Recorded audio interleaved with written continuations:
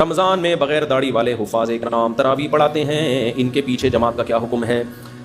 دیکھو، داڑھی رکھنا فرض ہے، رسول اللہ صلی اللہ علیہ وسلم کا آرڈر ہے، اعفوا اللحا وقصوا الشوارب، داڑیاں بڑھاؤ، خالف الیہود والنصارى، یہود و نصارہ کی مخالفت کرو۔ تمام پیغمبروں نے داڑیاں رکھی ہیں، بڑھائی ہیں، صرف رکھنا خشخشی داڑھی جسے کہتے ہیں وہ کافی نہیں ہے۔ تورات میں اللہ تعالیٰ کا حکم آج بھی موجود ہے کہ اللہ تعالیٰ نے موسیٰ علیہ السلام کو کوہ طور پہ بلا کے حکم دیا کہ اپنی قوم سے کہہ دو کہ داڑھی مت کٹانا۔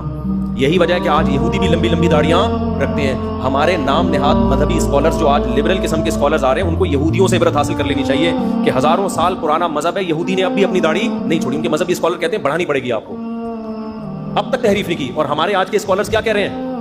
کہہ رہے ہیں ایکچولی وہ تو اس دور کا کلچر تھا تو نبی نے حکم دے دیا، ایکچولی یہ کوئی اسلام کا اس سے تعلق نہیں ہے۔ ایسا بالکل بھی نہیں ہے۔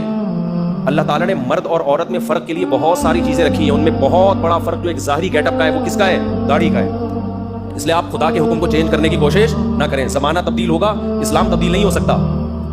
تو یہ اللہ کا حکم ہے، اور یہ ایسا گناہ ہے جو 24 گھنٹے آپ کے ساتھ لگا ہوا ہے۔ اگر آپ کاٹتے ہو، اگر آپ سے نہیں رکھی جا رہی، توبہ استغفار کر کے اللہ سے توفیق مانگو۔ آج بعض مذہبی اسکالرز کے ساتھ مسئلہ یہ ہے کہ ان کو فیمس ہونے کا شوق بھی ہے، لیکن شریعت کے احکام کو فالو نہیں کرتے، نتیجتاً شریعت کا حکم ہی چینج کر دیتے ہیں۔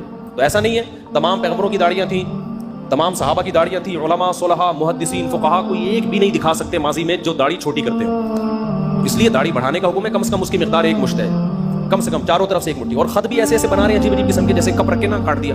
ایسا نہیں کرو یار، جو نیچرل اللہ نے آپ کو جو جس طرح کی داڑھی دی ہے اسی طرح کی رکھ لو، وہ زیادہ خوبصورت لگے گی۔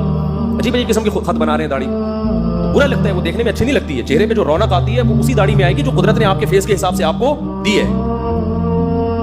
فَلَا يُغَيِّرُنَّ خَلْقَ اللَّهِ، قرآن کہتا ہے نا کہ ہم، شیطان نے قسم اٹھائی تھی کہ اللہ میں ان سے تیری تخلیق چینج کرواؤں گا، میں جس فطرت پہ تو نے پیدا کیا۔ تو اب مصلی جو ہے نا امامت کا، وہ ایک بڑا ایک عظیم مقام ہے، تو مصلی پہ ایسے شخص کو کھڑا کریں، کم از کم ڈریسنگ اس کی شریعت کے مطابق ہو۔ ڈسکو قسم کے ملا بھی آ رہے ہیں، حافظ۔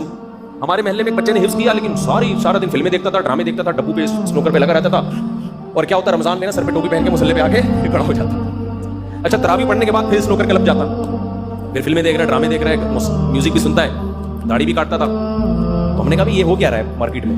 تو لوگوں نے کہا یہ ڈسکو ملا ہے۔ یہ کیا ہے؟ ڈسکو ملا۔ تو بھائی آپ ایسے بندے کو چاہیے، اپنا قرآن اگر کمپلیٹ کرنا ہے گھر میں کر لو بھائی۔ مسجد ایک اجتماعی جگہ ہے مسلمانوں کی، ایک اس کی عظمت ہوتی ہے۔ مصلی پہ جب کوئی کھڑا ہوتا ہے، ہمیں اندر کا تو نہیں پتا کس کے دل میں کیا ہے، چھپ کے کون کیا کر رہا ہے۔ ظاہری گیٹ اپ تو کم از کم ٹھیک ہونا چاہیے نا۔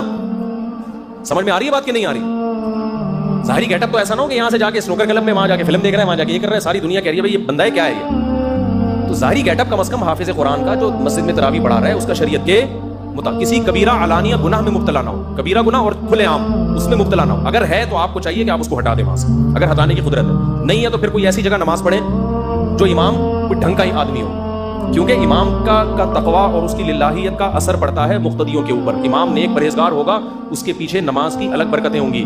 تراویح کوئی چھوٹی موٹی نماز نہیں ہے، اچھی خاصی ٹینشن ہے، لمبی نماز ہے۔ تو آپ کسی فاسق آدمی کے پیچھے پڑھ کر اس کی برکتوں سے کیوں محروم ہونا چاہتے ہو بھائی آپ؟ تو کوشش کیا کریں، ہمت کریں، جو امام پراپر داڑھی ہو، شریعت کے مطابق اس کا لباس ہو، کسی کبیرہ علانیہ گناہ میں مبتلا نہ ہو، اس کو مسجد کا امام بنائیں اور تراویح اسی کے پیچھے پڑھیں آپ۔